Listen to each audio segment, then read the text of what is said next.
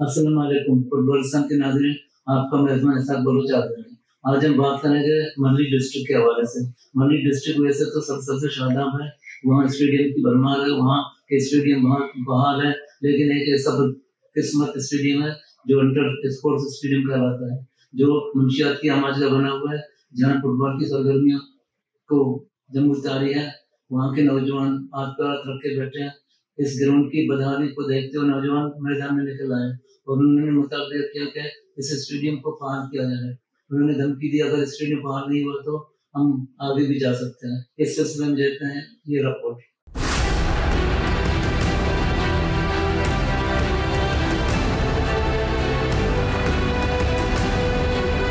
कराची के सरसब्ज़ो शादाब ज़िला मलीर के कोही गोट में वाक़े हंटर स्पोर्ट्स फुटबॉल ग्राउंड की खस्ता हाली और मंशियात फरोशों की सरगर्मियों के खिलाफ खिलाड़ियों और समाजी कारकुनान सड़कों पर निकल आए। इलाकाई नुमाइंदों के खिलाफ जबरदस्त नारेबाजी की। रैली के शुरका ने कहा, हंटर स्पोर्ट्स फुटबॉल ग्राउंड 2 साल से सियासी पुश्तपनाही और करप्शन की वजह से तबाह हो चुका है। नौजवान नस्ल फुटबॉल सरगर्मियों से दूर और मंशियात की लत में मुब्तला होते जा रहे हैं।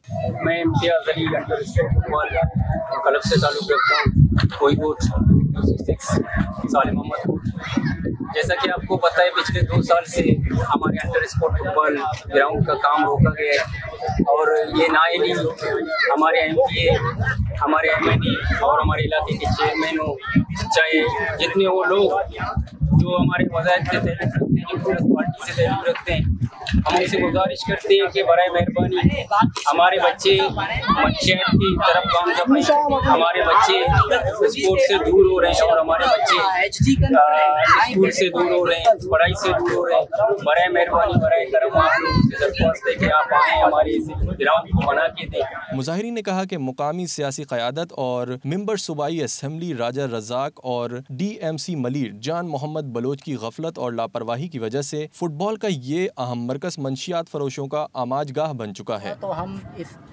धरने को बढ़ाएंगे, इस तहरीक को बढ़ाएंगे, इस एहतजाज को बढ़ाएंगे, उनके ऑफिस तक जाएंगे, दफ्तरों तक जाएंगे।